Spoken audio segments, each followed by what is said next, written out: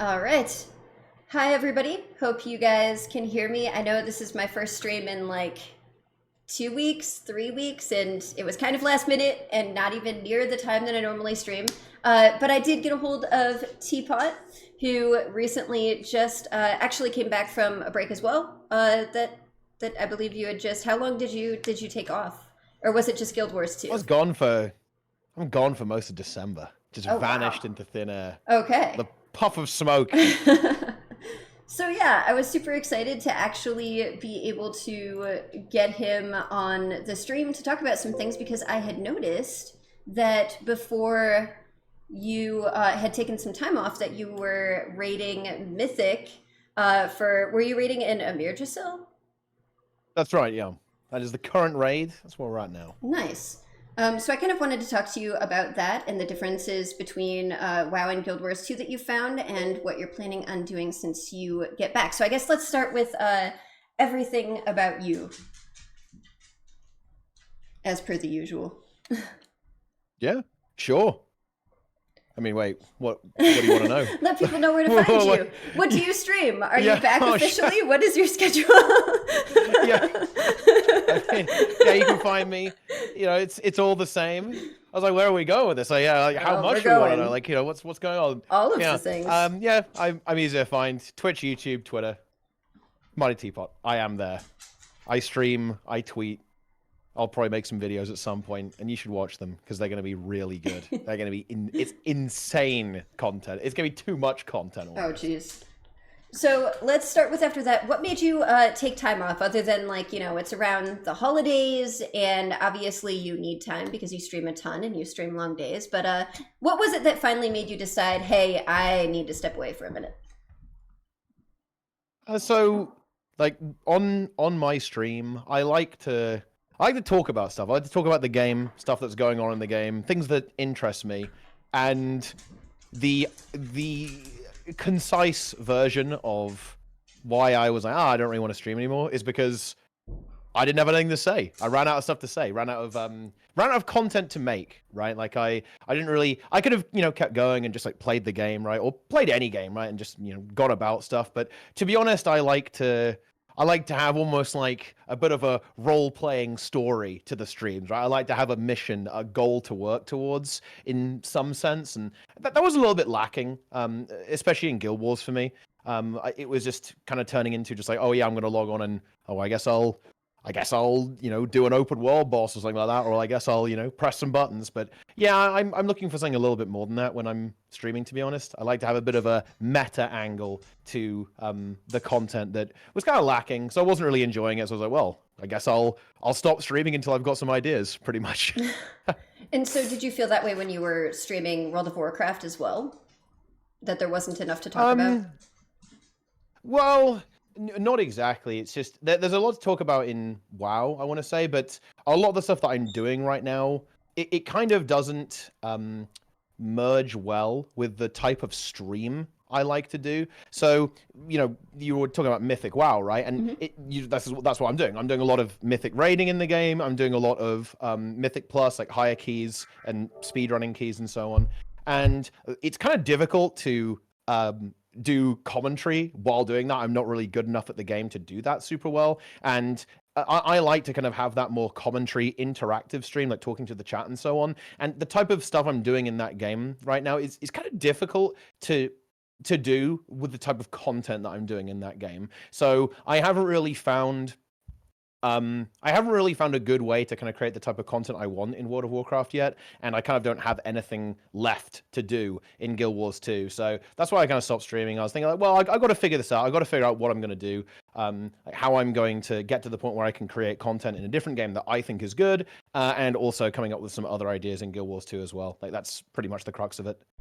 Sure. And so I guess I have two questions from that.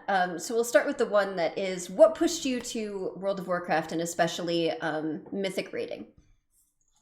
So it's definitely something that I've always been interested in. I watch the Race to Worlds first. I love competition. I'm a very competitive person. I always like to, I like sports. I like to, try and speed run stuff. Go for Worlds first, all that kind of stuff. I really like watching that type of thing. It's exciting. So I was like, well, I'm going to go and do it. But the whole WoW story began. You know, it was a whisper in the ear, is what it was. You know, a Guild Wars 2 friend of mine, guy called Angels, pretty well known in the Guild Wars 2 community, PvP guy, and he said, hey, you know, you should come play WoW, right? And I kind of been resisting the urge for a long time. I was like, you know what? Why the hell not? Right? Like, Guild Wars had a lot of downtime. There wasn't really much going on at that point. So I was like, you know what? Let's go play some World of Warcraft. And the rest is history. That was in about the middle of June last year. Oh, last year. How about that, huh? Last year in 2023, back then. And yeah, then I just started playing the game. I really liked it immediately, actually. I really liked the game. And I played a lot of the game. I don't know how many hours deep I am, but it's probably an embarrassing amount, to be honest, over kind of like the last, you know, the second half of 2023. And you had played back in the day, right? Like classic or BC or vanilla or BC? Oh, excuse me. Yeah, this was my first modern World of Warcraft expansion. I hadn't really played since, to be honest, like Cataclysm, Mists of Pandaria, Oh, right? okay. Was like the last expansions that I played. I didn't really play Warlords that much. Didn't play Legion or Battle for Azeroth. So yeah, this is my first modern World of Warcraft expansion. Cool. And as far as you had said that you had gotten in touch with Angels and he really wanted you to actually play, like, are you raiding with his guild? Did you guys put stuff together? And the reason that I'm asking this is because you do so much in Guild Wars 2 and you have been, you know, making it a priority to like build and cultivate a community, that it would be a lot if you were also trying to build and cultivate a World of Warcraft guild. So Yeah. You know, in some senses, it's a little bit more difficult to do that in WoW because a lot of the content doesn't involve as many players, right? Like in Guild Wars, you can do this because, you know, you have like the big open world events and so on. It's something I do want to do in WoW. And yes, we basically built a guild from scratch and it's been evolving ever since. There's been a lot of changes, right? A lot of new people kind of getting into the mix, kind of building that core roster. We haven't really made like a wider community guild because we are focused on Mythic Raid progression, right? Which is a 20-player activity. So our roster is going to be hovering around 25, basically, right? Like 25 kind of core members, have a couple of people on the bench, right? If people can't make it, right? People swap in, swap out, all that kind of stuff. But yeah, it is something I would like to do at some point, actually, because, you know, I think there's a lot that can be done, you know, like heroic raiding for sure, I think is something that can be really fun to do with a larger community, and Mythic Plus as well. Although, again, I do think this is one of the really big weaknesses of World of Warcraft, actually, and I think quite a lot of more modern MMOs is they tend to be kind of instance simulators, and that's very much what World of Warcraft is. Like, be under no illusion, it is an instance simulator, which kind of sucks, in my opinion. But the content, it does those things really well. So you know, you got to take it, you got to take with the rough with the smooth a little bit. You know, it's no perfect video games. sure. And so comparatively, obviously, both games have come out with new content pretty recently. What do you think about? I know that everything was really up in the air, and no one was really sure how they felt about the new way that expansions were going to be released with Guild Wars 2 until it actually happened. So now that it's happened and we've had like the smaller expansion with story patches that are a little bit more frequent, how did you feel about that? Was it like too quick? Did you like this new format? I think it's a really interesting thing that all MMOs have gone in this direction. You know, back in the day, right, MMOs would try to monopolize your time. It's like, yes, you will log into this game every day and you will like it. You will grind. That's pretty much what they tried to do, right? And it's very interesting to see that all MMOs have completely moved away from that. Like, Guild Wars 2 has always been this way to an extent, but now it really is this way. And World of Warcraft too, which, you know, you would expect to be, you know, that's almost surprising, right? And I think this is definitely a slow learning process that the game has gone through over the last couple of expansions, like Battle for Azeroth and Legion and so on. These games and Shadowlands, they really tried to create these features where you're going to log in and you've got stuff to do constantly, right? Like, you need to keep doing this to progress your character and so on. And that's kind of going away. And we saw this in Dragonflight. Like, Dragonflight even they just call it seasons, right? Like, and this is what I think all MMOs have become, is seasonal games. It's like, okay, there's going to be a patch. It's going to be pretty frequent, like every couple of months. You log in, you beat it, you log out, then you go do something else, and you come back when there's content. Like, this is the intended way to play the game. And this is very much true in both World of Warcraft and, of course, in Guild Wars 2 now. Like, Guild Wars 2 just has these quarterly updates, very much seasonal, right? Like 3 months patch, 3 months patch, 3 months patch, expansion, 3 months patch, etc. It's going around forever. We know there's going to be expansion coming up in August as well. And it's going to be the same for WoW, right? Like Dragonflight kind of has already done this, right? Like very similar to what Guild Wars 2's model is now. Dragonflight was very similar to that, which is kind of interesting. Do I think it's good? I think it's very smart business-wise, because I don't think there's a hunger in the player base anymore for you're going to log into this game and it's going to be the only game that you play. And I think there's a couple of reasons for this, actually. And the really big one is that I think players are really good at video games these days. It's very difficult to create a game that has infinite content in it, like infinite gameplay, that isn't unbelievably unfun and grindy and horrific, right? Like you kind of can't have both of those anymore. And I think the reason that is because everyone's so efficient. Like there's so many guides, resources, right? Like add-ons in game that can help you achieve all of your goals and so on. In order to actually create infinite content, your game has to be it has to be horrible, pretty much. It has to be a dystopian living hell in order for it to actually maintain your attention for that long. So we do see this evolution in the MMO market to this very seasonal, I think a lot less grind intensive, a lot more alt friendly. And yeah, here we are. That's what's going on. I think it is a pretty good idea. It's definitely convenient. It's definitely convenient for me because I like playing lots of different characters. Okay, but the quality of the content. Let's swap to that. Obviously, it's a good business idea. Obviously, it's not crap, but the quality of the content between both, like let's say the amount of content as well as the quality between, Dragonflight and Secrets of the Obscure, would you say that they're comparable? And did you enjoy both? How much did you feel you wanted to participate in both? I guess would be a good start for that. It's actually a little bit difficult for me to comment on this. I think without kind of caveating this a little bit. Like Secrets of the Obscure is not content that's aimed at me. It's not a product that's aimed at me as a player. So did I particularly enjoy Secrets of the Obscure? I'm not gonna lie, not really. But not because that's not to say it's bad, to be clear here. I actually think that Secrets of the Obscure absolutely achieved what it was intending to do. If I'm going to look at Secrets of the Obscure and talk about the story narrative, the world building, the atmosphere, honestly, they're fantastic. They're really good, actually. Really, really good. I would even argue some of the best the game has ever seen in Guild Wars 2. Actually, I definitely enjoyed that aspect of it. It looks great. It sounds great. I think there's loads of cool little role play and storylines to follow along. But the reason I say I didn't really enjoy it that much is because I found the gameplay extremely lacking. I don't think the open world events were very good. I don't think the strike missions are very good. In fact, the recent strike mission challenge mode that was released, it's probably my least favorite. It is by far the easiest, and to be frank, again, we're going to be brutal here. It's the worst designed out of all of them, not even close, which is obviously very disappointing to me as well. But that's not to say that it's bad. I actually do think Secrets of the Obscure is actually a good product. I really like the systems it brought to the table.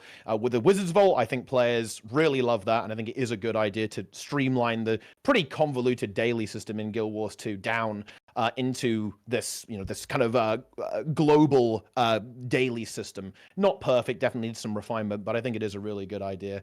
Some pretty cool combat features as well. Of course, the weapon master training, so you can use all weapons like on a profession now. You're not locked to an elite specialization. Definitely a pretty decent idea overall. Not quite as epic as elite specializations, of course. But hey, those might come back at some point. Kind of hinted that maybe down the line something's coming on there.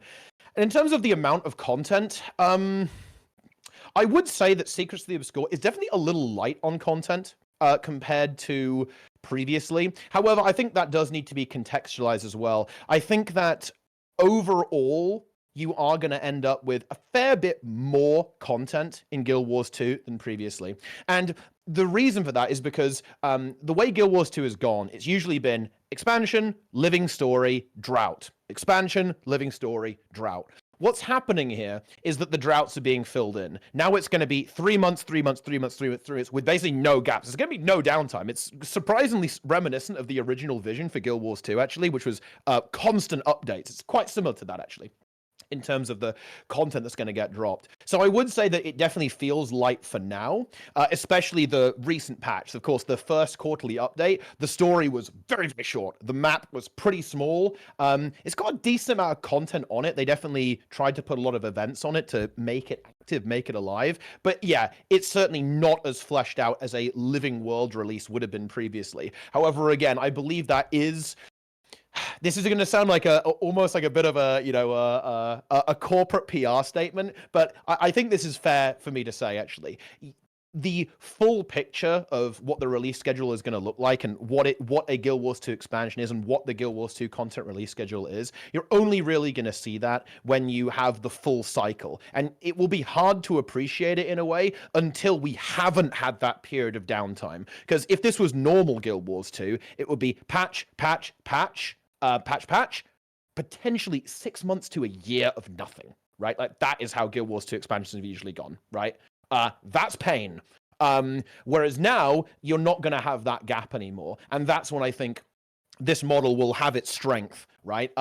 Because if this was a regular Guild Wars 2 expansion cycle, you'd have that really big gap, and that would make this terrible, right? Like if you were getting this amount of content and you knew there was going to be a big drought as well, ouch. Not good, but we know that isn't going to be the case in the future as well. And to be fair, they are actually trying to develop all areas of the game as well. So they're actively trying to maintain world versus world. The balance of the game is a lot better. They have a really good skills team right now. World versus world is getting a really nice update as well with world restructuring. And they are actually committed to releasing instance PvE as well with 2 strike missions, that's raid bosses a year, and 1 fractal. That's good. Bear in mind, that was not a thing previously. Back when you were getting Living World, you'd have I think there was like a 3.5 to 4 year gap between a fractal. That's a dungeon, by the way, for non-Guild Wars 2 players. So yeah, imagine no dungeon for 4 years and no raid. I don't even know how long it's been, but it's been a while, all right? So, there is actually a pretty well-rounded amount of content going into there. I definitely have my concerns about their encounter design. To be honest, it has not been good, to be frank. In Secrets of the Obscure, just flat out, that's a criticism I have of the expansion.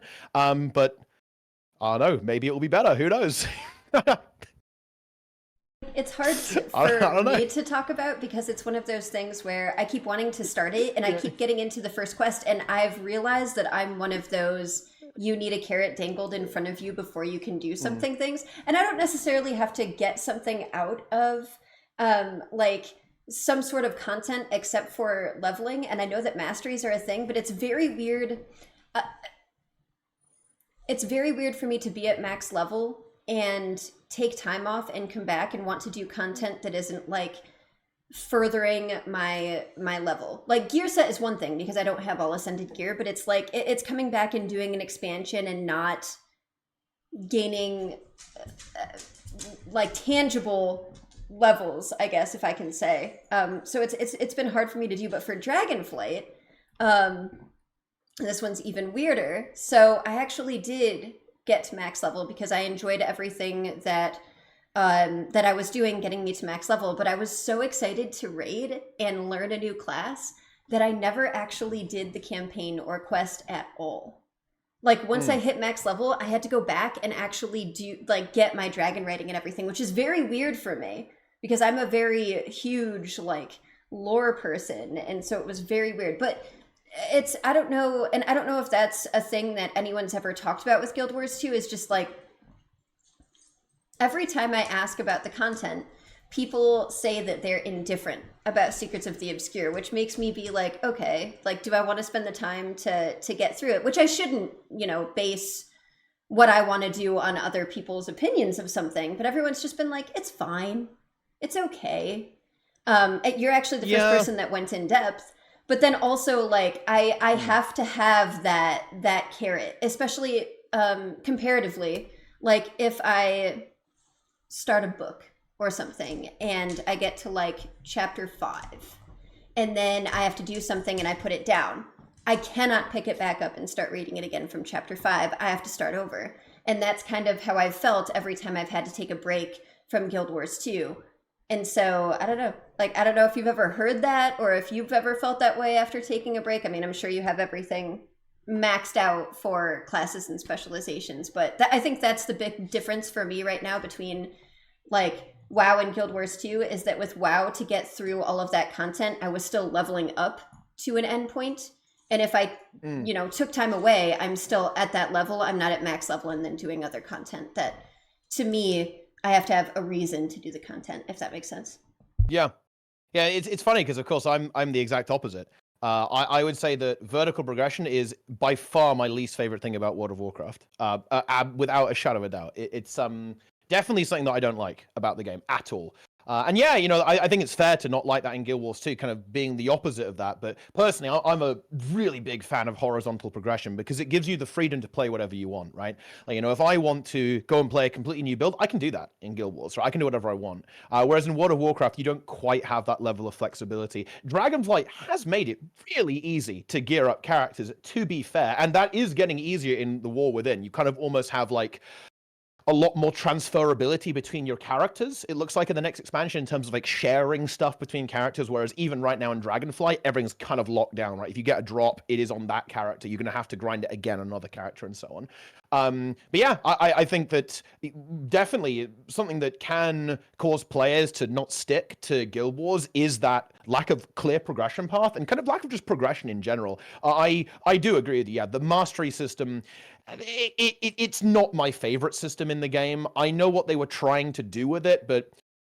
it definitely rings a little hollow. I think it's less. When it comes to mastery, I'm very much take it or leave it. It's like whatever, who cares, with that stuff. But again, I'm not a very progression oriented player. Like I like pressing the buttons. That's what I'm about. I like clicking some keys, and Guild Wars 2 lets me do that, which is definitely one thing that I really view as a huge strength of that game, is that horizontal progression element. But certainly, yeah, WoW, on the other direction, is great at delivering that progression. Like you're getting stronger, getting better items, right? And you can just do it all again, right? And then every patch, boom, you kind of get reset and you have that experience again. And I will say this, one of the things that I found so much fun, actually, was at the start of a season, of course, all our gear was useless going into this raid. So I got up at 5 a.m. and just cranked out an 18-hour grinding session with the lads. Mythic Plus all day, 6 hours of raiding on the evening on 2 accounts for split raiding.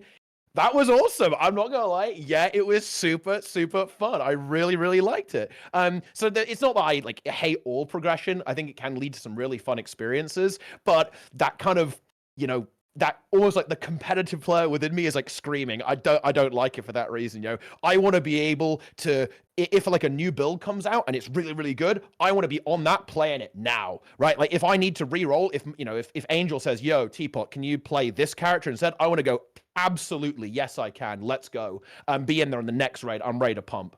So that's kind of the downside of that there as well with that. So it's, there's good things about vertical progression. There's good things about horizontal. And I think it's completely fair to say, wow, yeah, I'm really kind of struggling to find, what I want to do and like where to go in a game like Guild Wars 2, because it certainly is something that takes some getting used to. It's an adaptation process to kind of get back into that mindset in Guild Wars. So like, what do I want to do? That's a good question. I better ask myself. You have to kind of carve out your own progression path in that game for sure. It's actually funny that you mentioned the gearing being quicker and easier in World of Warcraft, because it definitely is, especially the leveling. And funnily enough, because I've always been so progression oriented, I have the least amount of time that I've probably ever had in my life to dedicate to an MMO at all. But I can't stand that the level and the stat squish and the different ways that you can level and gear up now. I actually, I love the game. I love WoW. I love Guild Wars 2 for totally different reasons.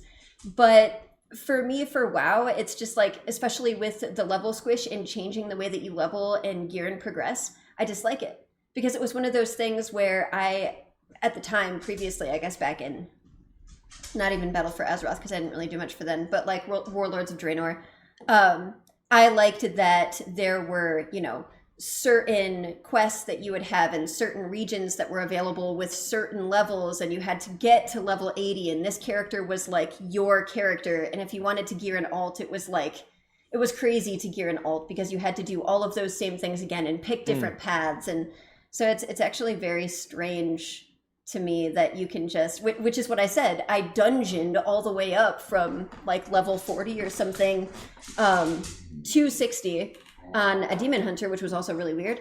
To be able to raid, and we're not even doing that. Like that's mostly casual, so it's weird. I guess I never really realized how progression oriented I was until playing Guild Wars 2, which is kind of funny.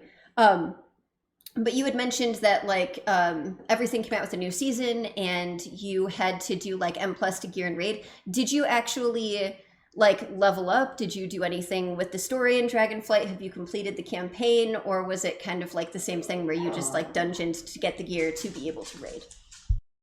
Oh yeah, I mean, I played through the entire story as well, and it's not bad. I'm not gonna lie. I think the storyline of Dragonflight is a bit scuffed. It's pretty questionable. I think it gets really carried, to be honest, by I think good voice actors. The game Hot looks guys. pretty. It sounds really good as well. That's what everybody Funnily enough, says. I enjoy like the side quests a lot more than the main storyline. To be honest, the main storyline is like, oh, there's a giant, the tree is on fire. Oh my god! And we won with the power of friendship. But you know, there's some really cool stuff like where you hatch a dryad out of like an acorn or something like that. That's pretty cool. You know, all like the kind of weird stuff that you do in the Emerald Dream. There's kind of some meme stuff, and the game doesn't take itself seriously. This is something that I think a lot of people will hate. I really like it. The game has lots of kind of stupid jokes in it and memes and almost like fourth wall breaking in it. I like that, which is entertaining. But yeah, story's all right. But yeah, I played through it because one, you kind of have to grind the rep because you got to grind that rep. But also because there wasn't anything else to do in the first week right before the raid opened and before Mythic Plus opened. So if you were to compare that for like to the story of, Secrets of the Obscure, like if it was something that you were really interested in was story, like which do you think evolved better? Which do you think told its story better and kind of forwarded the game? I think I'd actually lean towards Secrets of the Obscure. I did like the story in Secrets of the Obscure actually. It was good. It was cool. It was interesting.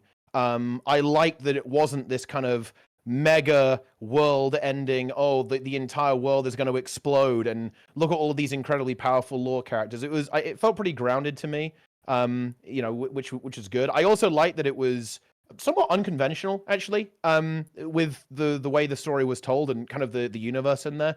It was a little bit out there, and this is something that Guild Wars 2 actually tends to do really well, to be honest, is they don't tend to go with a standard story. They usually have a bit of a twist on a lot of things in that, which I think was good.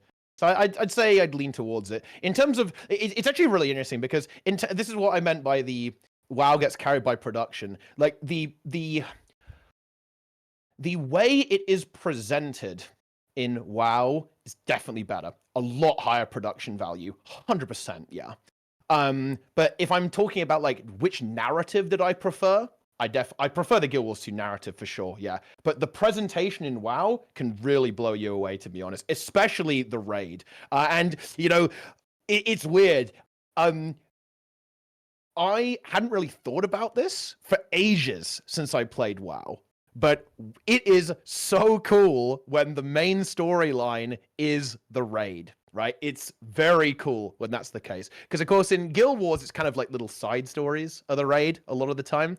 And then they'll take bosses from the story and then rehash them into strike missions. But when the raid is the story, it is really fun. It's very epic, right? And that's, I think, what the Dragonflight story and kind of the World of Warcraft, I presume, storyline really benefits from, is that you have these really epic, grandiose settings that definitely elevate the narrative, even though, in my opinion, it's relatively mediocre, to be perfectly honest, in this expansion. Yeah, I would agree, which is part of the reason why I wasn't excited about the campaign. But then, because of the raid and some of the dungeons and just some of the dialogue that people had, I was like, okay, maybe I should go back and do the campaign to see how it got to this. Because I'm a big lore nerd and world building, and I used to be like in love with playing World of Warcraft. Like it was unhealthy. And they've retconned the story quite a few times, and it used to be a lot more serious, and now all of a sudden it doesn't take itself seriously. However, did you watch anything from BlizzCon? Yeah, I did watch the presentation on World of Warcraft for Season of Discovery and also for the retail World of Warcraft. So what The do you War think Within, the moving World Soul forward? Saga. Yes. What do you think moving forward, and that, or I guess, do you know about the initial story for the World Soul Saga and how everything came to be?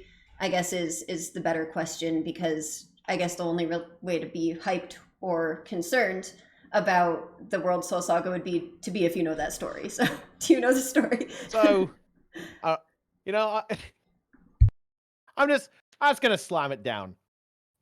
This is a hard take that I have, and I don't know how this is gonna go. I do not like kind of the chosen one, the world is ending, only you can save us style stories and MMOs. I've always been a really big fan of the world building, right? The side stuff, the smaller stuff, where you're just kind of a face in the crowd. You're like a nobody, right? You're a total scrub, right? That, I think, is the strength of it. And I think we saw a lot of this. Funnily enough, I think Guild Wars 2 is a game that does this really well, especially in the original world, right? Like the core Guild Wars 2, amazing. Love that leveling for that reason. The same as vanilla World of Warcraft, Guild Wars 1, RuneScape to an extent. Like, these are the stories that I really engage with in MMOs, to be honest. And I don't know. I also think this is another thing. The whole like World Soul Saga. The planet is alive, and look, here comes Sargeras with his massive sword. He's gonna stab the entire planet. Like, I don't know. Like, that stuff has always been. But Like, do you know What why? are we doing here? Okay, what are we doing here? Okay, what's going on? It's always seemed a little bit over the top for me. So am I like mega hyped about the story? I don't know. Maybe if the raids are cool, then yes. But to be honest, like, I'm not going. It's not going to be a make or break for me. If the story sucks, it doesn't matter to me as long as the raids are good, right? And as long as the maps are pretty and the music is good, like, hell yeah, then I'm down. If the story's some kind of crazy zany stuff, like, oh yeah, we gotta save the planet from exploding. I mean, whatever, right? Okay, but yeah, I'm sure it'll be fun. So, do you know who Chris Metzen is, at least, or was before he Oh yeah. was no longer with the company? Thrall. Okay, Yeah, yes. Thrall, story warlord. Yes. Back at the company now. We love to see it. Exactly. So that was one of the big things why everybody was excited. But the Sargeras thing, just like a super quick TLDR, because I have to, because it's going to drive me insane if I don't explain it for anybody that doesn't know.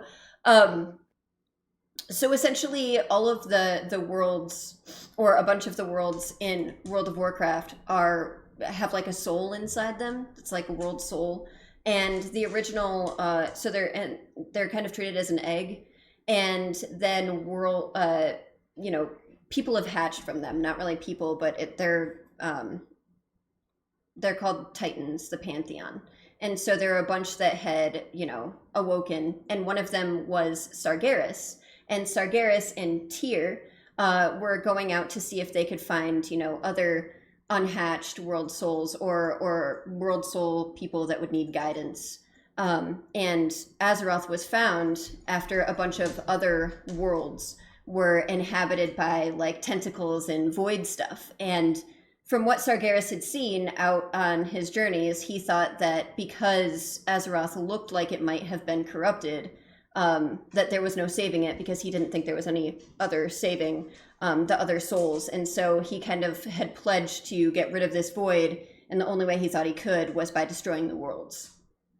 And so he's been trying to do this for forever. So that's like a little bit of backstory. So him plunging his sword into Azeroth is because Azeroth, technically, the world soul, as far as we know, hasn't opened.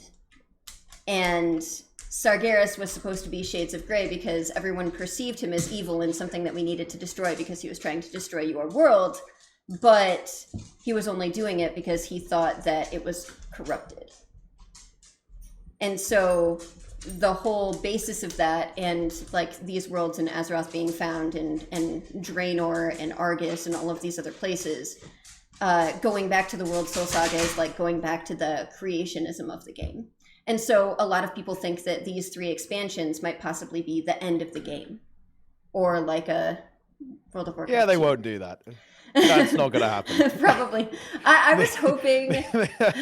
I was hoping that. Nope, they're gonna keep going. Yeah, when we had the artifact weapons, I don't think you played for that, but in Legion, I believe that's when it was. When we had the artifact weapons, I was hoping that the whole idea was to like toss all of the artifact weapons that were extremely powerful into the Well of Eternity, which is supposed to go down into Azeroth's core, and it would blow up the world, and then it would have started over, because I thought that everything was getting like too out of proportion, and the story was getting crazy, and things were being retconned, and so and then they had like the level squish and the stat squish to try to compensate for it, but I thought it would have been better if they just kind of ended and tried to start anew. But anyway, that's why I'm excited, because the World Soul story is my favorite story from the game. Like, I could probably go on about it for hours. And so these next three expansions, regardless of how close to each other they are, if they keep the same schedule as like what Guild Wars 2 is trying to do now as well, I'm super excited about it, because that's what it is, and because Chris Metzen is now part of the narrative team, and Chris Metzen was one of the original like story developers in the beginning. But anyway, all of that aside, you said that obviously you watched BlizzCon and you thought stuff was cool, but you wouldn't really care about how the story was, correct? As long as it wasn't like... The main storyline, I'm just going to be there for the ride. But again, I do really like playing through the quests and the campaign and the open world stuff, especially like the side stuff. There's some really good stuff in there. You know, in the main campaign, I think the Blue Dragonflight storyline is actually particularly interesting, like very touching actually. And similarly, like the kind of side story stuff in the content patches in the Emerald Dream, they're all pretty good. And they're all enjoyable. I think there's a lot of good, entertaining content there. I think that's this is where I think MMOs shine, and I think this is still ultimately where, for me, the storyline of World of Warcraft really shines, is the non-main story stuff. To be honest, although again, the main story stuff, especially in the raid, it's incredibly epic. I can feel myself role-playing, right? Like, especially in the kind of like the finale fights, they obviously turn into these massive set pieces. That is where the RP fully activates, and it definitely feels good. You had mentioned that you weren't super excited about the, yep, I forget what they call them now for Guild Wars 2, the instance boss content. What do they call it now? Their new raids. The strike missions? Strike missions, thank you. Yeah. I was literally talking about it, and then the term slipped. So comparatively, if you're looking at the mechanics that you get from raiding in WoW versus strike missions, especially the new strike missions that we've gotten in Secrets of the Obscure, what would you say are the big differences, and what do you like and dislike about each one, especially difficulty level? So I would say that encounter design in Guild Wars 2 is probably the game's weakest aspect. And it's comparatively, it's World of Warcraft's strongest aspect, actually. It's very good at this. I actually admit this. I was really surprised at how good the encounter design is in World of Warcraft. I would say the main difference, I guess I would say it as cohesion. It's quite nebulous, quite difficult to describe. But in World of Warcraft, a lot of mechanics are designed for you to handle as a group. That is to say that you will have to work together to solve this. Whereas in Guild Wars 2, a lot of the time it's, oh yeah, this guy's going to go and solo that mechanic and everyone else is going to pump the boss. Like, that would be a crude, somewhat oversimplification of describing the differences between encounter design in the two fights, in the two games. World of Warcraft is very team-oriented, both in Mythic Plus and also in raiding. It's going to be coordinating the use of cooldowns. It's going to be coordinating the use of defensive abilities to survive things. It's going to be supporting players who have to go off and do a mechanic. You know, a healer might have to apply defensive to someone who has some kind of effect on them that they will then have to move out with to drop it somewhere, right? Like, there's kind of weird gimmick mini games as well, where like people have to like link up and spray to like clear fire on the ground and stuff like that. There's a lot of stuff like that, and a huge amount of variety as well. Like, encounters are very distinct in World of Warcraft, or at least they are in this tier, right? There's going to be some like WoW veterans in the chat going to say, well, actually, last expansion, it was shit. Hey, maybe it was, right? But I'm talking about Dragonflight right now, specifically Amidrisil and Aberrus, which is good. I also think one thing that's quite interesting about WoW raids is that they're often simple as well. And I think this is kind of a mistake that Guild Wars 2 makes to an extent. It fires everything at you. It just like throws loads of it's like random bullshit. Go right. Is kind of what happens. I definitely feel that in the most recent Strike Mission Challenge mode. It's like, oh, there's some random AOE's. Watch out, guys. It's not as refined. It's not as well thought through. And to be frank, it's just not as well designed as a lot of the World of Warcraft encounters as well. Another really big thing is the way phasing operates. This is something that Angels actually pointed out to me back when I wasn't even playing the game. One thing that Guild Wars 2 fights tend to have that I think holds them back a little bit is that all the phases will be the same, right? So it's like phase 1, and then phase 2 is that phase with one more mechanic, right? Then it's phase 3 is like that with another mechanic, right? And this can actually work against the boss. And this is something that I think Blizzard are probably aware of to an extent. Because what happens in Guild Wars 2 a lot of the time is that phases almost get easier as time goes on because the boss just is animation locked as it's trying to do all these attacks, right? And it almost like gets easier because of this. Whereas in WoW, a lot of the time they'll say, oh yeah, phase 2 is totally different to phase 1, and it's like completely new mechanics, and you're going to have to solve this completely differently. It's like it's the same boss, right? The same model, same animations, or not same animations rather, but it's the same enemy, but it's going to be doing completely different attacks.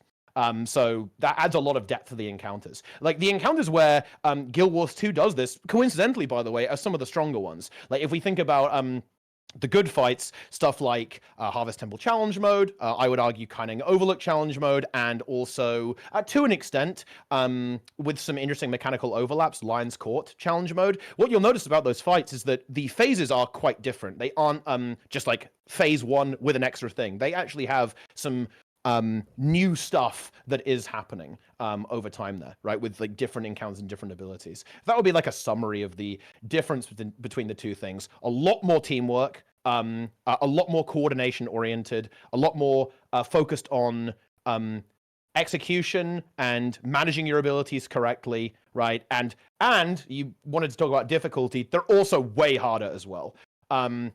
Which is also kind of nice. I like Mythic Plus because it is a good way to make you realize that you're bad. And so is Mythic raiding. It's really exciting, actually. Do you it's have extremely difficult? Do you very have an big issue pain. with any of the affixes? Like, is there a specific affix for Mythic Plus that you're just like, this is really dumb? Like, obviously, not that it's not achievable, but this is the one that's most annoying. So I would say that, so for context, affixes are WoW's equivalent of fractal instabilities. They're basically modifiers that give some extra weird thing that's happening in the dungeon to kind of keep it fresh. You know, to be honest, most of them are pretty okay. I would say the ones that some of them do have really big design issues, and I'd say the design issues fall into one or two categories. The first category is that some classes can't interact with the affix. For example, this week we have Afflicted, which means a little spirit spawns, and you need to heal it or dispel it. Otherwise, it will apply a debuff to your entire group. A really nasty one too. Now, the problem with there is that not everyone can dispel, right? And not everyone can heal. Although I want to say you're healing as a last emergency only on those things. And that sucks, because let's say you're playing a warrior. Well, you can't do anything. Have fun, buddy. You can't do it. Yeah, GG.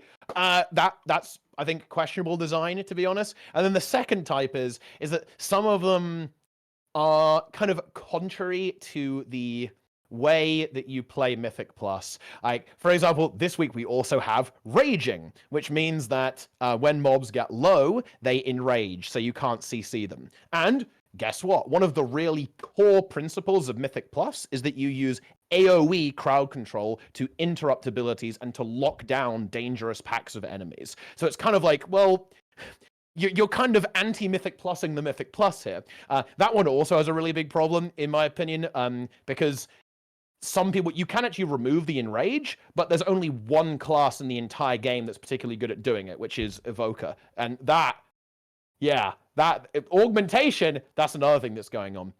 And then you've got stuff like Bolstering and Sanguine, which is just like, what the hell is this? You know, what's going on there? Bolstering, so when an enemy dies, all the enemies around it start doing more damage. Again, in Mythic Plus, you typically want to pull big, like mega groups of enemies, go crazy and blast. And, you know, you just get one shot, you know, like have fun with that, buddy. Enjoy that. Sanguine, they drop a pool that heals everything. So, you know, maybe that mob starts casting a 5-second spell, it heals to full. I love it. We're having so much fun right now. In general, I don't think affixes are really like, they're not that bad. I think they're fun. But I definitely think that they could be designed better. Like, my idea on this is that in a way it should be the opposite. So if you solve an affix correctly or you play around it, it should give you a damage buff rather than if you fail you get punished. And the reason is like this. And I can actually give a great Guild Wars 2 example here actually. Well, do it. So in Guild Wars 2, there was a really overpowered build, Catalyst. And the way the devs fixed it is they gave it a talent, a trait, that said, if you take this, you can give quickness, but you have a flat negative 10% damage to all of your abilities. And people were like, this sucks! This is terrible! I hate it! But here's the thing. If you think about it, what they could have done was nerfed everything by 10% and given it a talent that gave it 10% more damage instead. And that feels way better, right? Like if it always feels terrible to do something just to not get screwed, right? Like, I think it's way more interesting if there's a mechanic you can interact with and it gives you a bonus. And funnily enough, actually, the recent redesign to fractal instabilities kind of were this, actually. It's something that I praised a lot, actually. Like, a lot of instabilities kind of had, like, way more upside. Like, you can drop, you know, in Guild Wars 2, you get, like, a little AoE, a bomb that spawns on you. You can drop it on enemies. That's actually pretty cool. I think that's a good idea. I think stuff like that would have improved affixes significantly. And funnily enough, I believe this used to be the case with something called seasonal affixes. There were kind of these things that they would kind of screw you, potentially, if you messed them up, but they would have a really big upside if you handled it well and actually solved the mechanic correctly. I think that's the type of design that mechanics like this can actually bring to the table. Whereas right now, every single affix either does nothing, like and basically just kind of like nothing but a mere nuisance, something like entangling or storming or volcanic, for example, very, very easy affixes. Or volcanic used to be my favorite. Just so devastating and just so annoying that you go, I'm doing my weekly keys and I'm logging out. Oh yeah, with this one. So yeah, it's and some of them are just overly punishing. Like here's a good example. I was pushing keys last season, and we were kind of getting up to 29s was where we kind of got to, and we timed a 29 and we fully wiped once during it. Okay, so hey, we got away with it. Nice. Then we did the same key on Sanguine, and it was slower than fully wiping. So just having Sanguine is worse than wiping. Okay, that is hell. Okay, that is actual pain right there in some of these situations. But yeah, I think with some tweaks, even stuff like Sanguine could actually be pretty good, and they did improve it a lot this season. To be fair, actually, they nerfed it a lot compared to how annoying it was in season 2. But yeah, I think it's interesting. They're not that bad, but they are a little annoying sometimes. I will say that, and I think they could be improved design-wise for sure. It's actually funny because my initial qualm with it wasn't necessarily design. It was when they were implemented, I didn't like the item level of gear that it dropped for you. Especially, obviously, I wanted people to be rewarded. But one of the things that people will use, and obviously I'm sure you have, unless you've had full guild runs for everything, is like Group Finder. And back in the day when Mythic Plus was introduced, there was always Group Finder and you would raid. And when you were looking for people, if you didn't check out their actual prog or have them link anything to you, you just saw their item level. And so you're like, hey, let's, complete this fight, especially if you have it in the subject of the Group Finder that, this isn't prog, this is you're re-clearing. And then you invite someone with that item level, but they've never actually done the fight. They've just seriously pushed Mythic Plus, and they don't know any of the mechanics of the raid. And that used to be a really big thing. And for me, raiding was endgame, not Mythic Pluses. And so when they were initially introduced, I was really irritated that people would push those to get item level and then join up for a raid that specifically didn't say it was prog. It would say that it was a re-clear. So you were either A, looking to be carried, or B, looking to prog because you'd never done it before and you just thought that your item level would get you through it, which really annoyed me because I would invite people and I'd be like, you have no idea how to do this fight, do you? Like, I was looking for people who knew how to do the fight. But at any rate, that was my biggest qualm with it. And it's funny that you mentioned Volcanic, because Volcanic used to be my favorite ones when I actually started doing Mythic Plus. I really loved Volcanic and Sanguine because it really showed whether or not people would actually move, which is one of my biggest pet peeves in World of Warcraft, is that people just don't move. And it's like the big difference, between like, you know, WoW and Guild Wars 2 is like Guild Wars 2, not necessarily every time can you be rezzed, but it's people, you know, would see you go down because you stood in something stupid, and then they would pick you right back up. Whereas in WoW, you have, you know, your B-res, but then there's a timer for the next B-res. So if you wasted it because somebody stood in something, and then you res that person when you were able to, and then a healer went down, you're possibly screwed for the rest of the fight or the rest of the dungeon because of the amount of time until your next B-res. So anyway, so why is it... I feel like the LFG thing is kind of sold because of Raider IO, though, no? Like, because it is now, yes, nice, but this was before of... It's like... It's I don't know, this thing I kind of like about WoW is that everyone's progress is public. I really like the level of transparency the game has, because even I don't know, I get, because of course the Raider IO like IO score, the rating for Mythic Plus, that didn't used to be in the game. Like, no, added it to the game later, which is a really good idea. But you could always check people on Warcraft logs, right? Like, you could always see people's progress there. Yep, but it was just like at the time it was like the amount of time that it took to double check every single person, especially if you were trying to fill, was just, unless you were seeing someone that was like a certain item level and you're like, all right, let's get in, like, let's get this done. So yes, it was partially on me, but that was I check people's logs. If I'm doing heroic re-clear, I will check people's logs. I will look, you know. For sure. But because people buy, right? Like you, that is actually, listen up, chat. That is not toxic. Check this out. People buy the raid clear. It's just as bad as Guild Wars 2. It's an worse. Infestation. I think it's worse. So it probably like, looking at trade chat, there are people that turn off trade chat because trade chat isn't even a thing anymore. It's just like how much people can sell and if they can undercut somebody else for. And it's not an illegal thing, by the way, guys. Like, if you tell devs or, you know, whoever the heck like mods about this, they don't care. It's part of the game. At least if you tell like someone in Guild Wars 2, they actually like try to alleviate at least that person for that issue. They don't for WoW. They don't care. And so actually that was going to lead me into my next question. So the difference between add-ons, usage of add-ons, and then actually talking about DPS meters. What do you like/dislike about both? Because there are some raids in WoW that people like refuse to do without add-ons, especially like deadly boss mods or bigwigs. I'm pretty indifferent to add-ons. I don't mind them. But I you know, if they got removed, I wouldn't be super bothered, to be honest, or bothered at all even.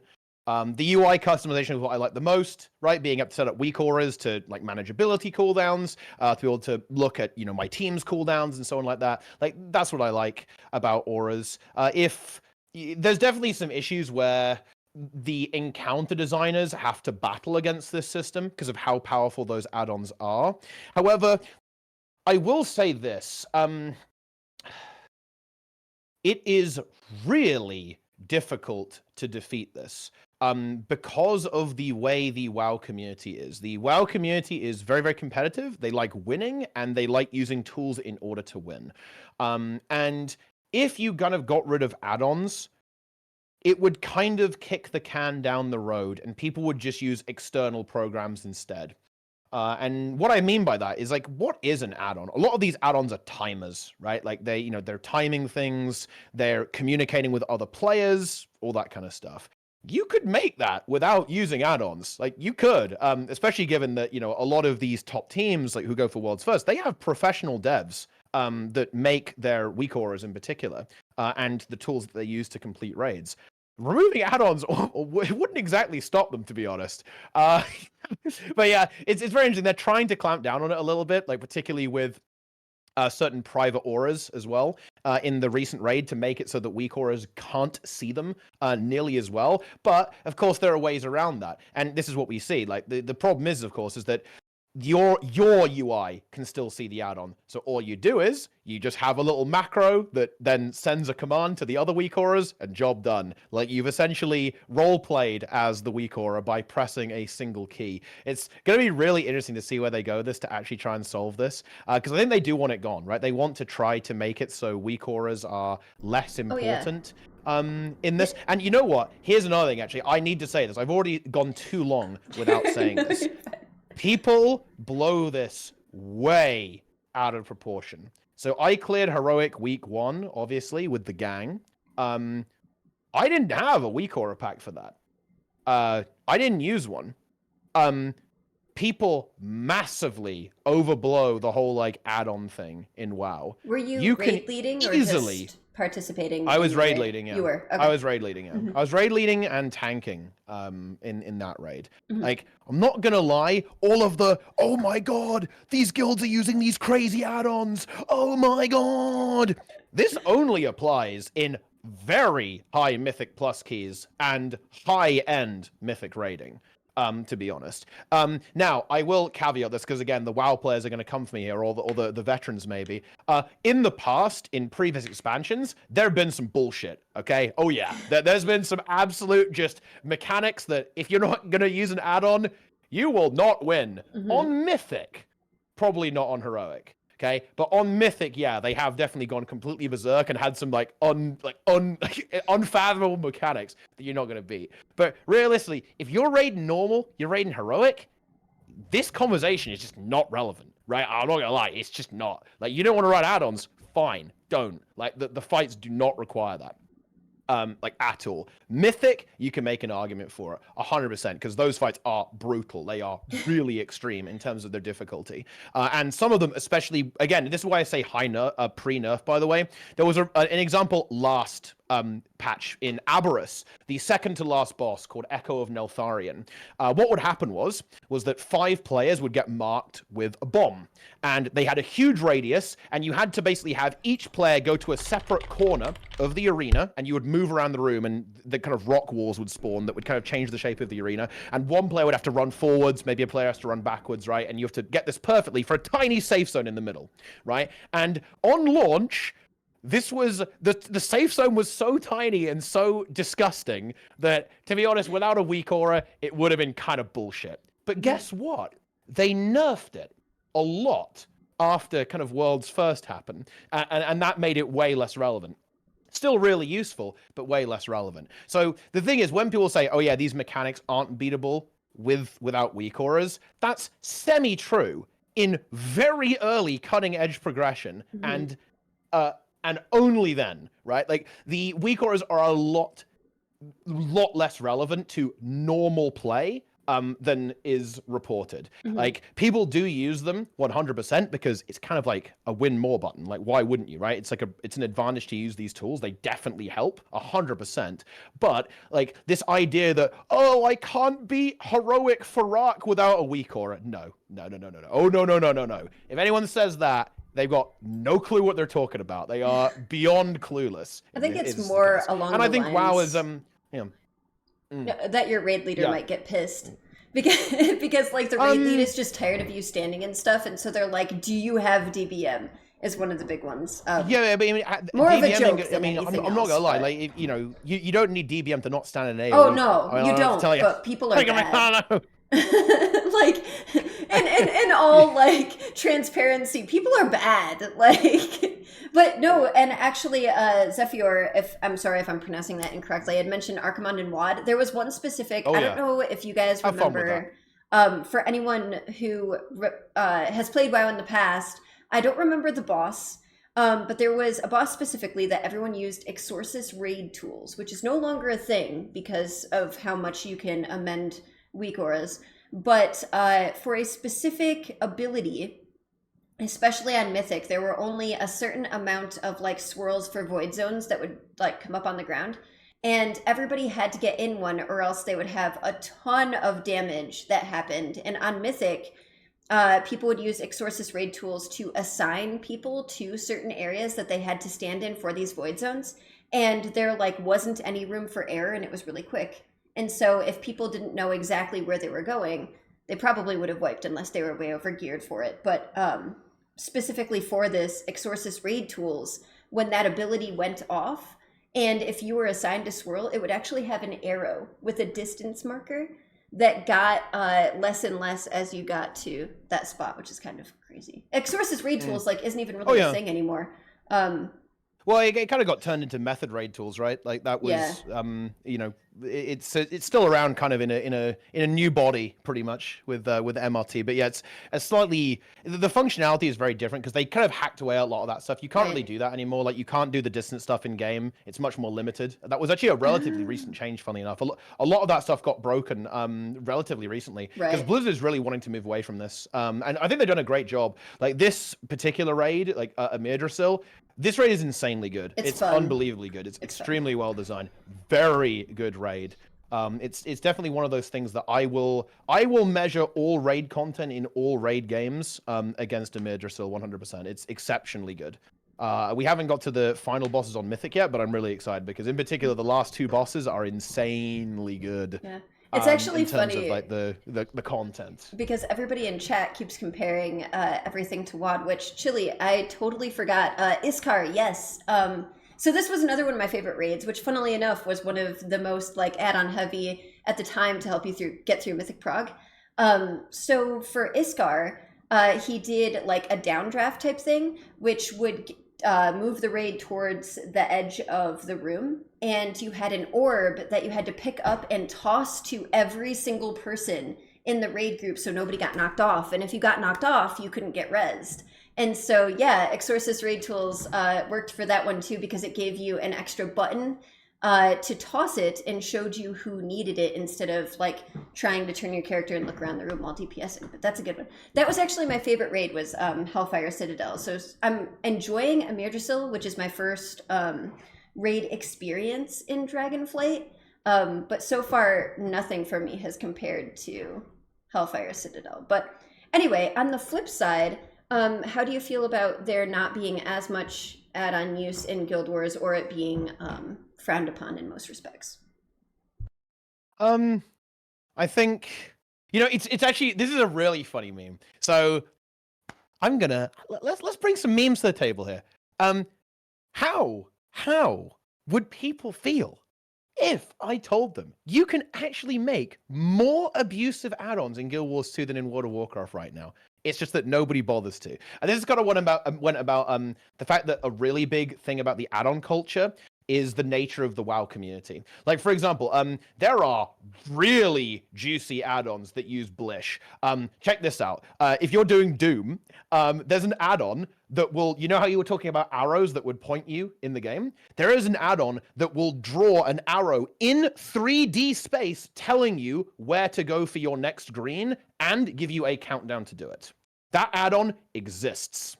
And hell, there's even a very similar add-on that operates this for, in fact, it's the same one, it's the same package, for HTCM as well, the hardest fight in the game.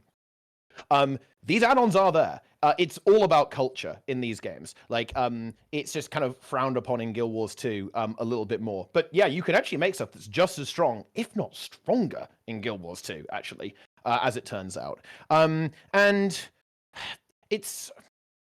it's really difficult, you know. Again, I don't really mind either way. I do really like the UI customization. For example, one thing that I think add-ons are really good for is that it makes the game way more accessible. And when I say accessible, I mean easier to learn. Certainly in PvE, I think there are some really big issues in WoW PvP when it comes to all this crazy stuff. But again, we're talking about PvE here. Some of the things that I think that's really hard as a new Guild Wars 2 player is tracking your boons, tracking what conditions you have, looking at your squad to see what their health is at, right? Why is my skill bar at the bottom? Why can't I move it up, right? Like, why are the player health bar frames so small and very difficult to track for a new player? Why can't I move my target frame down so I can see my target's boons, my target's conditions? These are things that I think actually massively artificially inflate the difficulty for new players in Guild Wars 2. Like, for me, I'm an old dog. I played this game for way too long. I'm very used to glancing down to look at my conditions, looking at my target to see the boons, right? That's a skill that I've developed over time. But it's actually really intense, in my opinion, for a new player. And that is why I do like the idea of allowing pretty free customization of the UI. Which would be a really big thing. Now, you can add that natively, and funnily enough, even WoW has added that natively. With Dragonflight, you can kind of do a lot of the stuff that you would usually use an add-on for, just natively in WoW now. But there are add-ons that actually can do this in Guild Wars 2, but those ones are illegal, don't use them. And I do like that. I think the UI stuff is really, really good. If you can have the UI stuff without the timers and all that stuff, I think that would be ideal. To be honest, because the timer stuff is like, whatever. We could probably live without that. It would probably make the game better even to kind of get rid of that stuff. I think that's a more interesting experience in my personal opinion. But the UI stuff is so good in WoW, and I would actually love to see that in Guild Wars 2. I think it would really help players to learn the game and kind of improve their skills and just make the game more accessible, because there's a lot of artificial difficulty when you're having to battle against the UI, and I think you do definitely have to battle against the UI in Guild Wars, much less so in World of Warcraft. Actually really hilarious that you mentioned that, because I obviously am excited that they changed, and I think they took like a little bit of influence in World of Warcraft from Final Fantasy 14 with being able to amend the HUD as much as you can. Hell, Guild Wars 1 even. Right, You that can too. do that in Yeah, Guild Wars 1. absolutely. They just forgot to add it to Guild Wars 2. What were they doing? But what's funny is I don't like that ability. Like, I like that it's available, because there were a lot of people that, would use things like LVUI as an add-on to change their UI and things like that. But for me, I actually really liked the classic HUD, and there are certain things that you can't bring back, which is very strange for me. And like you were talking about being an old dog for Guild Wars 2, when I started playing WoW again, there were certain things that I was like, this is really weird. And of course I can get used to it, but I'm not sure if I like it, because I liked the old school having to figure things out, which maybe, says more about me than it does about the game. But should you play Guild Wars 2 again? Yes, that is always the answer. You should always try. New experiences. It's 2024. But you had mentioned for your break that there wasn't much for you to talk about, and you wanted to come back when there was things for you to do and talk about. And so what can we look forward to on the horizon now that you're, starting to come back? So there's obviously, or maybe I'm wrong, but it seems like something might have piqued your interest to come back to talk about for Guild Wars 2. In terms of the talk about, I haven't got that much. I'm basically planning to do some cool stuff with Zero to Hero, some kind of community-oriented stuff. I want to really work on the Hardsuck website as well. I've got a lot of interesting stuff there. Like, I do like making things, so I'm going to make some of that stuff. I'm going to do some tournaments as well, probably, in Guild Wars, all that kind of stuff too. But yeah, mostly focus around like the Zero to Hero and community efforts, because that's kind of what engages me with the game. I got some interesting ideas. I'm not quite ready to actually share those just yet. I'm not fully back yet, really. I haven't been streaming much even this week, actually. So no spoilers, I'm afraid. You thought you were getting some spoilers here? No.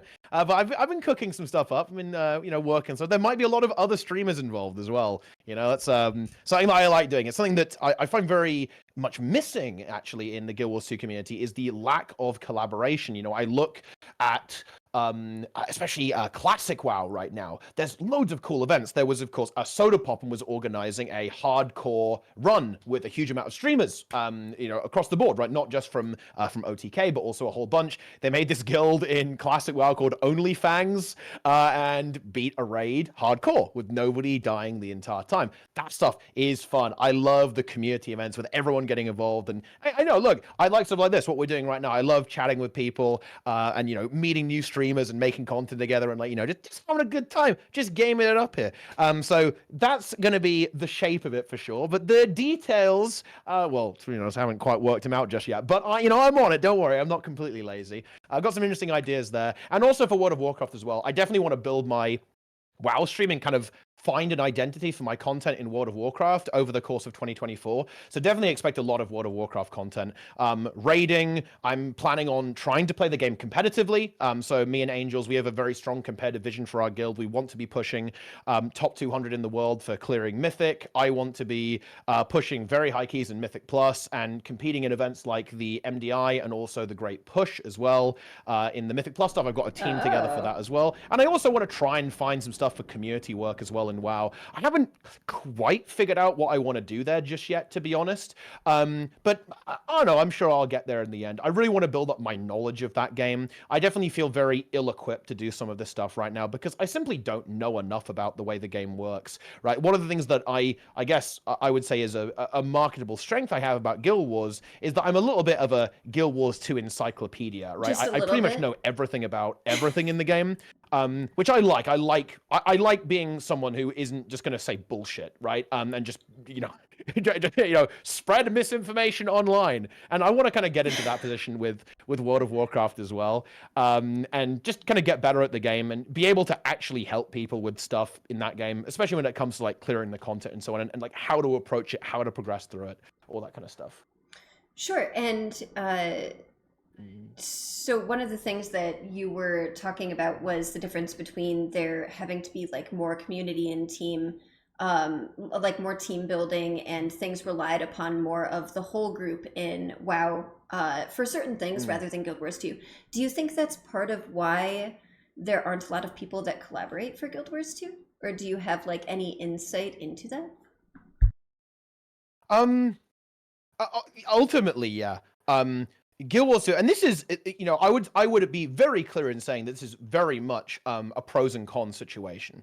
Guild Wars 2 is a game that just doesn't really require you to interact with other players or work together with other players. You can solo the entire game, no problemo. And I think that's great. That's a really strong marketable feature, is that you as a player have a lot of independence within the game world. But I'll say this, and I guess there's an element of vulnerability here with me expressing this. I feel a bit useless in Guild Wars 2. Like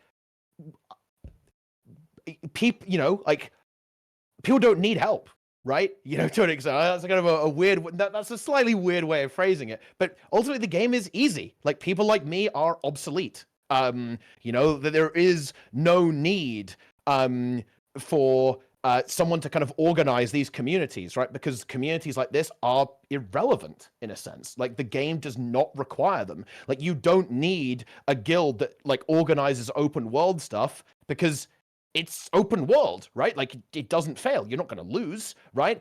You don't really need guilds to organize strike missions. They're strike missions. They're ridiculously easy, right? It's just not necessary. And this was definitely a big part of why I stepped away from the game to an extent, was because I was like, I'm not doing anything here. I'm not doing anything interesting, right? Like I've got nothing to offer, right? I'm not necessary. I'm not needed in this game. Like the thing that I want to do, like the product that I'm selling, the service or whatever, how you want to phrase it, it's useless, right? It doesn't do anything.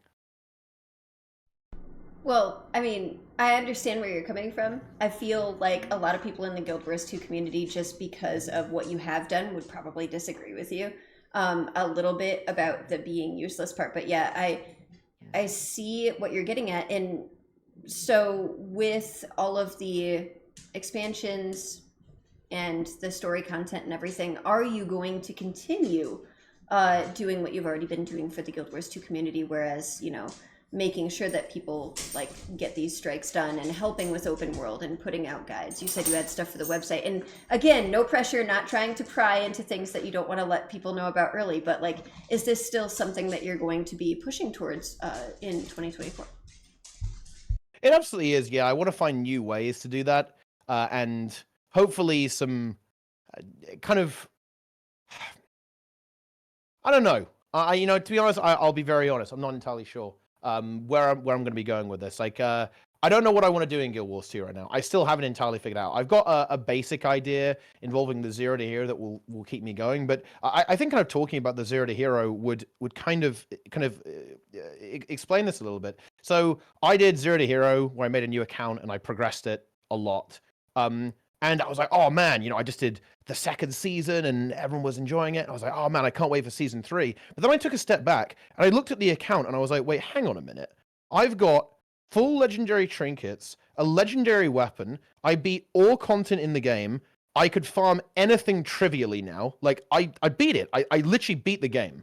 And I was like, oh man, I actually don't have anywhere to go with this. I beat it. I won. I finished it. And I was like, oh well, I guess that was pretty easy. And this is kind of where I find myself. Like that's where I'm at with the game. And that, in a way, is a metaphor for where I'm at with Guild Wars 2. I beat it. I win. I win. I did it.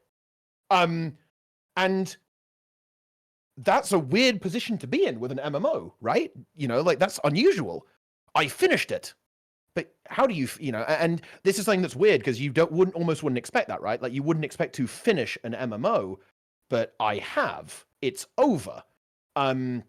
And that's what I'm trying to figure out is like, how could I unfinish the game, pretty much? Actually, it's not weird hearing that, to be honest, because I believe when we had our very first chat that was on stream, you said the same thing about World of Warcraft back in the day, was that you had felt like it was slow. And especially after getting the hybrid, the hybrid combat that you get with Guild Wars 2, and that it felt like the game was finished, which is kind of crazy. And so, are you excited at all about the content that's coming out? Especially like story-wise, like you said, you're not super into it, but is there anything that you're hopeful for coming out this year for both Guild Wars 2 and World of Warcraft? Sorry, can you repeat the question? Is there anything that you're like hoping to see or that you're excited about or hopeful for both Guild Wars 2 and World of Warcraft that's like on the horizon, content-wise? So for World of Warcraft, it's kind of interesting actually.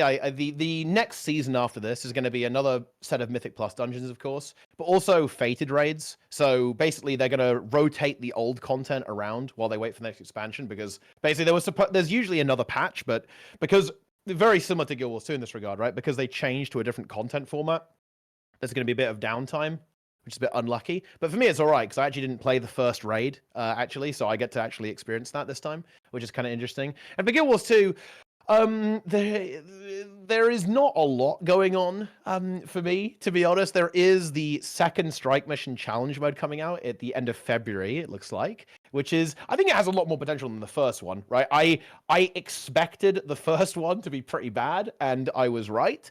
The second one, I think, has a lot more potential, but I'm going to be brutally honest here because, you know, like, I am not optimistic because I don't think it's a big focus for the company, right? I don't think that strike missions, especially challenge modes, strike mission on norm mode, definitely. I think they want to get those out there, farm content for players to do.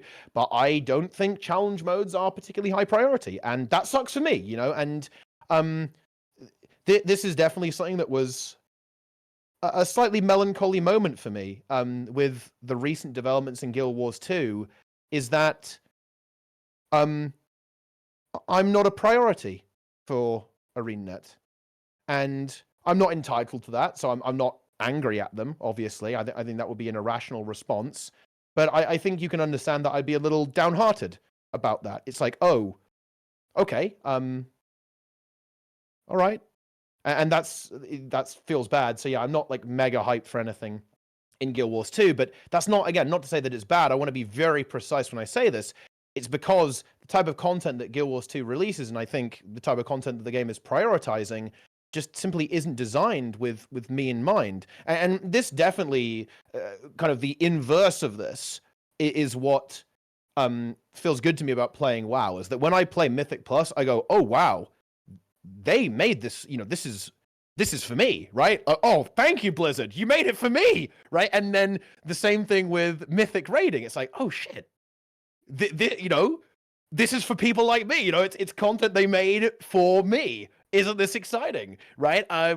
And yeah, that feels really good, right? Like when you look at a piece of content and you realize that it was designed and created with you in mind. And I definitely feel left behind by World of Warcraft. Sorry, Guild Wars 2. Like, I feel like the game has left me behind to an extent. And that sucks. I still like the game. I'll definitely log into it. I'm somewhat likely I'll shift away from PvE a lot, I think, in that game, and mostly focus on world versus world and PvP, I think. Because the PvE is just, yeah, it's not going in a direction where I'm the target demographic for that content, which sucks for me. Doesn't mean the game is bad though.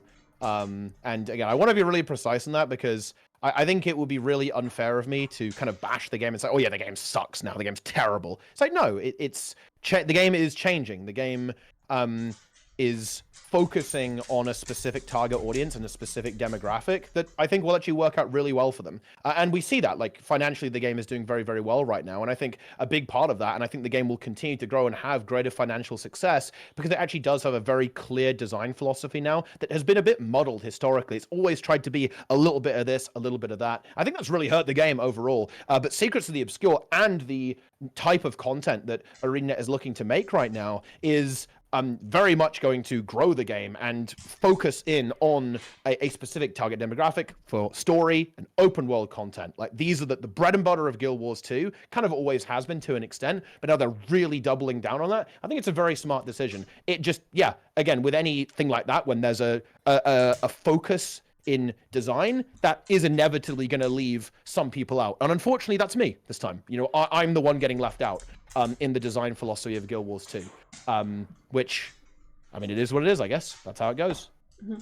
But just for this podcast's sake, in your opinion, especially going into everybody's hype around the expansion and having more frequent content and actually having like a roadmap for the content, have your expectations been met, especially since even though it's, you know, we've been silly about memeing that every year is going to be Guild Wars 2's year, but have your expectations been met so far with 2023 and going into 2024? I was very disappointed in the open world, and I was disappointed in the strike mission.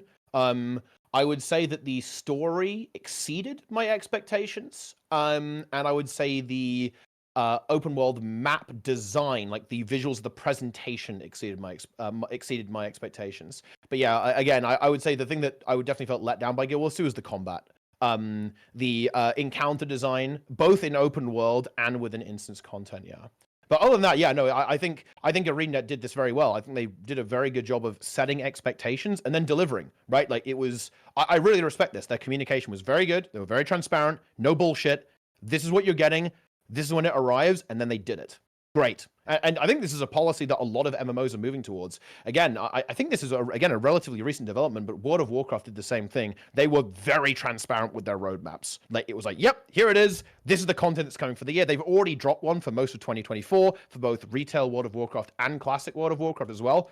Awesome. I love this new this new thing in the industry where it's no bullshit. And I think a big part of that is shifting to this seasonal. If you're going to go seasonal, you kind of have to be transparent, if that makes any sense, right? It's like part of the model. It's inherently, it requires transparency in order to engage with the consumers and engage with your players correctly, so they know what's coming, know when, oh yeah, I'm going to log in then. Oh yeah, I'm going to log in then. I'm going to take a break, then I'm coming back. Oh, I'm going to play that game, then I'm going to go back at this point, right? Like, it needs that transparency. But yeah, I think it's good. And I think ArenaNet did do a good job of setting expectations and then delivering.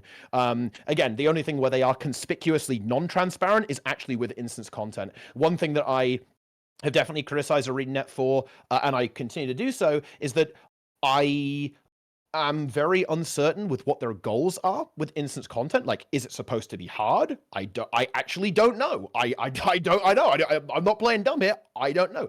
Is it supposed to be hard? Who is it for? Is it for me? Is it for casual players? Is it for people who want like a little bit of a challenge, but not too much? Is it supposed to be farmed? Is it supposed to be like a one-time thing that you just beat once? I actually don't know. That's the one area of the game that I think lacks transparency. I think that's also not coincidental as well. I think it's probably the least fleshed out area that they have within the game in terms of their design philosophy. Do you think that a portion of it is because of how the meta was received for the turtle? I forget the name at the moment, but with people assuming that the turtle came with the expansion previously, and to find out that they actually had to finish all of those things before they got the turtle. Do you think that's part of why their philosophy on strikes is kind of muddled at the moment? I wouldn't say that it was because of Dragon's End. So Secrets of the Obscure is a very easy expansion to the point where the player base pointed this out. However, I think that it's more to do with the business model of the game. Guild Wars 2 is very interested in attracting new players. Its business model is driven by new people joining the game. It's concerned less about retention, more about get in, log in, go. And as a result of this, I think the expansion was very much tuned around new players. And also, here's the other thing as well. There's no elite specializations with Secrets of the Obscure. So if you only have Secrets of the Obscure, you have no elite specialization. And TLDR, elite specialization, very, very powerful. If you don't have these things, it's like a subclass, basically, of your class. You suck. You're weak, pretty much. So they kind of had to design a lot of the content with that in mind, I feel like, to an extent, especially the open world stuff, because, potentially players would have way weaker builds, right, compared to what veteran players might have, or players who have all the other expansions as well. So I think that's kind of part of it as well. And I also think just the new player thing, like new players, they're bad, right? Like, let's be honest. Like whenever you first play the game for the first time, you're trash. This goes for any game. You are garbage. And as a result of this, yeah, they definitely tuned the expansion way lower than I think they did with some of the older content, especially stuff like Heart of Thorns and End of Dragons. Yeah, I mean, they may have been influenced a little bit by the Dragon's End debacle because they tried to make it hard open world event and people got very angry about that, I guess. But I think it's more a general decision based on the target demographic and also kind of the nature of the expansion itself. Because Secrets of the Obscure is a very new player oriented expansion. It's very much for new players with every inch of its design. It's designed to be like a great jumping point to get into the game for Guild Wars 2. And I think the difficulty kind of reflects that. So has Dragonflight actually met your expectations so far? Dragonflight massively exceeded my expectations. I actually was not expecting it to be as good as it is. Not even close. I was actually expecting WoW to be quite bad. I admit this. I definitely had a little bit of Guild Wars 2 exceptionalism. I was like, oh man, yeah, like this game is really fucking sick. It kind of sucks that they don't make content for me, but this game is sick, right? And it is, by the way. I'm not saying that's not. I haven't actually changed my position on this. But I was really surprised at how well executed World of Warcraft is and how much content they release. Like, wow, they crank it in this game. They really, really do. That's a lot of stuff. They release a lot of raids. They release a lot of dungeons. They release a lot of stuff. And that was impressive to me. And I had like no prior knowledge going in, so I didn't really have expectations or like based in reality. I was like, oh man, World of Warcraft? Is that a game from 2005? We still playing this? Come on, man. But no, I was really impressed. Actually, I was really impressed by the game. I was impressed by almost everything about it. To be honest, it's really good. It's a very, very, very, very, very good experience. To be honest, I like it. You had mentioned that with Guild Wars 2, you'd probably be sticking to PvP and World v. World content. Have you tried any PvP in WoW, and what do you think the differences are that lead you to doing that more in Guild Wars 2 than in World of Warcraft? I haven't tried PvP in WoW. I think I probably will at some point, just so I can say that I've tried it. Because I think, it's a little unfair to say, oh yeah, it's shit, if you haven't even played it, right? Like, it's a little unfair. I'm definitely way less attracted to it because I do not think PvP works particularly well in a tab target system, to be honest. I think if you're going to go PvP, you want either hybrid action or full action PvP, I think is the way to go. So that's what makes me a lot less interested in it. To be honest, I think this is where Guild Wars 2 does actually really shine in this regard, is that hybrid action. Like, one thing that did impress me about WoW was that they've really gone out of their way to make the combat as actiony as possible, and it really is in PvE. It's very action-oriented in PvE, to be honest. In some ways, it's, like, more dynamic than Guild Wars 2, especially with the way that interrupts work, the way, like, positioning operates as well, and how reactive your cooldown usage is. It's a more reactive game than Guild Wars 2, and I was actually surprised by that. I will definitely admit that. which is definitely kind of cool. But I have a feeling that I don't think it would translate as well over to PvP as it does in PvE. The WoW system works very well for PvE, but PvP, I would have my doubts. I've also heard a lot of doomsaying about this, and that's one of the motivations I have for actually trying PvP in WoW, is because there's so many YouTubers that say that, oh, PvP is dead, PvP is over, and they might be right. I don't know. I'm not saying they're wrong, but whenever people are saying stuff like that, I kind of want to get in there and see what's really going on, right? Like if people are saying that it's over, it's unplayable, I've got to do some investigations, right, to figure out what's going on in there. Fair enough. Sorry, my dog just came over and was like super excited, and now he's not leaving me alone. Hi. You made me forget my next question. Thank you. Yes. But that'll be really exciting. So, I guess that was the most from what who do you think you are, buddy? Had or wanted to discuss about this. Is there anything that you think was missing that I didn't ask between the two, and moving forward for what you'd like to see and in where your content is going, especially for the MDI? Whoa. Like, what you guys wanna try to compete to get into the MDI? Yeah, absolutely. I'm gonna play the qualifiers with a team I have this January. We're gonna get absolutely wrecked, obviously. But yeah, no, I like competing. I want to actually get good at the game. I want to actually be good at the video game World of Warcraft. So how are you gonna find we'll time to split your time between the two, especially with stream? I'm a degenerate. I'm a degen. Is what it is. That's how it goes. Yeah. I wasn't expecting that. No problem. Yeah, no, yeah, for sure. I like so last season, and the first season I played Mythic Plus, so I'm bright-eyed and bushy-tailed. I was like, oh man, this Mythic Plus thing's pretty good, and we did push for the title, and we got it as well. I played with some players who were already playing WoW, and also some new people who came over with me from Guild Wars 2. And yeah, we managed to get the 0.1% title for Mythic Plus. Then we got to like 3,650 rating, something like that. There we go. Key gods. And it was definitely a lot of hours, but it was a lot of fun as well. Like we put the work in, we're grinding away. There on my bear tank, just going crazy. It was beautiful stuff. Full god comp, full meta slave. That's what we do here.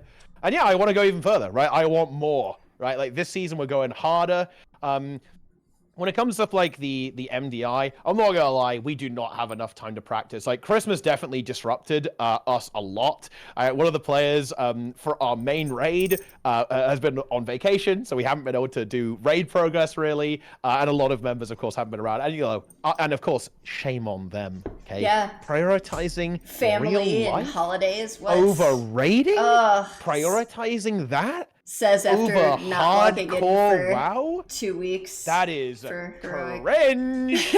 So cringe. Disgusting. Oh. But yeah, we don't have enough time to, in my opinion, to like really do super well or like realistically come even close to qualifying this time around. So I'm definitely not expecting that. But I want to compete just because I want to compete. I want to see where we stand. I want to see where we're at. I want to push as high keys as possible with this team. And my main goal with this season as well is not to be like, oh yeah, we're gonna peak this season. Absolutely not. I want to create. I want to build the team. And that has been kind of the story of my journey in WoW so far, is trying to build that team. Like we, for example, at the end of the last raid, when we beat the final boss on Mythic, all of our healers, they're gone, right? Like we had to replace every healer for our Mythic Plus roster, which is Mythic roster, which is very rough, by the way. Not ideal. With that, we had to change the tanks around as well. We had to recruit a whole bunch of new players into the next raid tier. Like that's the story of where I'm at right now. I have to build that team. I've got to build my Mythic Plus team. I've got to build the Mythic raiding team, right? And we've been doing that the entire time. We're not done yet, so we're still very much in the primordial ooze phase. But I'm definitely getting to a happy point, I think, with Mythic Plus, to the point where I think I've got a really solid roster that I'm I'm going to be really excited to push forwards with in this season, and of course the next season, and then into the next expansion. And that, realistically, the next expansion is where I think we can really start to get a little bit more serious when it comes to competitiveness. Right now, we're playing. I want to build up synergy with the team, have a bit of fun competing in the qualifiers, right? Have a good time, blast, right? And improve. Kind of you build up that synergy, right? Because when you're in a team, you've got to almost have like a mental link with everyone. Like everyone's got to know what everyone's thinking, right? Like almost by instinct, right? That's part of the team atmosphere that you need to really do well. That's what we're constructing right now. But yeah, and yeah, I'll play the Great Push next season as well. Let's go, let's get in there. We'll do our best. We'll do our absolute best and see what we can do. Do you think Race to World First is ever in your future, especially for the next expansion? So our goal for now is Hall of Fame, which is top 200. And yeah, I want to push it as far as I can go. 100%, yeah. I will continue with this guild for as long as possible. I don't want to abandon the guild because, I have a lot of really good friends here and, like we're having a lot of fun and there's a lot of growth going on there. If I'm gonna look, I'll just be honest, I'll slap it on the table. Yeah, if I get good enough at the game and I'm worthy of something like that, then yeah, I'm in 100%, yeah. For something like that, for actually competing for world's first in the game. That is something that I would like to do, but I gotta, just to be honest here and to kind of express like where I'm at, not even close. I'm not on the skill level to be worthy of something like that, but if I could get there, 100%, yeah, I'd be down. If I had the opportunity to participate in something like that, I would, yeah. So Horde or Alliance? That's my big. Horde! Thank you! Huge.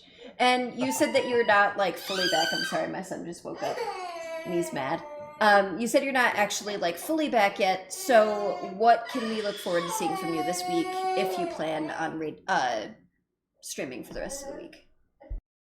So I'll probably do some Guild Wars 2 stuff, just to hang around, get back into it, warm up a little bit, maybe tease people relentlessly about the content to come. And the other stuff is I got insanely lucky. I dropped the legendary on my Death Knight actually in Heroic, so I'm gonna probably craft that on stream as well. So we're gonna get the legendary going, and yeah, we'll be doing Mythic progression starting up from this weekend, I think. We're not totally sure yet actually, because our other tank is still skiing. Oh my goodness me. Spending time in the snow, having fun. Unreal. But yeah, if he's back, then we'll be doing Mythic progression there as well. And actually, when he's back as well, we'll also start our Mythic Plus team as well. And we'll be basically playing pretty much every evening as well. And I'll probably stream that unless I'm absolutely rancid, decrepit, and putrid, which is, I'm not always like that. Sometimes I'm actually pretty fresh. But yeah, a lot of Guild Wars 2. I'm planning on streaming a lot, actually, over this year. I'm probably looking at doing 8 to 10 hours on average a day, I think, of like a mixture of Guild Wars 2 and World of Warcraft for most of 2024. Probably some streams going up to more like 12 hours sometimes. It might be multiple 12 hours a day sometimes. I'm looking to grind a lot. I was but not multiple actually, 12 hours a day? Well, yeah, a day, yeah. I just 24 hours. No, a week is what I was I'm like, getting too excited. Getting a little too excited here. But yeah, no, I was displeased with the amount of streaming in 2023. Actually, I think I was slacking hard. It was unacceptable. 2024 is the year of the grind here on twitch.tv/Mighty Teapot. Oh yeah. Yeah, no, seriously. Actually, I know you're probably joking. I'm not exactly sure sometimes about the amount of streaming that you got in 2023. But that's kind of the same thing with me as well. So for anyone who doesn't know, kind of been on a bit of a hiatus, and then every time I start to stream again, something else happens. So we were actually told about another family emergency today. So I'm hoping that as well for me, I will be able to do Guild Wars 2, World of Warcraft, and Magic the Gathering. So hopefully in the mornings, we're going to have magic mornings for Magic the Gathering for Central, especially since we have our shop. And then in the afternoons, I'm hoping to switch on and off between Guild Wars 2 and World of Warcraft. So I also didn't know that you weren't like totally fully back yet, and I feel bad for inviting you to do an interview. Yeah, you woke me from my slumber. How could you do this? Oh my goodness. No. No, it is absolutely always a pleasure. It has been far too long already to have a bit of a catch up there. So no, of course not. I love to see it. And you know what? It means I get to stream without streaming. So That's true. ooh, yeah, that's value there. See? Yeah. And I think I'm going to take it as also a win on my side, because I had gotten into Guild Wars 2 and was really excited to talk with you about Guild Wars 2 content. But the thing that started me with gaming, like whatsoever, other than obviously like books, D&D, that type of thing, was World of Warcraft. And so to hear you actually playing World of Warcraft now is like, oh, it's a win in my book. Both MMOs, which I think actually complement each other very well, honestly. Yes, this was not super impromptu. We had decided this like yesterday, I think. Well, it was yesterday for me. Oh, yeah. Yeah, so. Yeah, we're experts. We know what we're doing. You know, we're very good at planning. We're ready to go, ready to pump.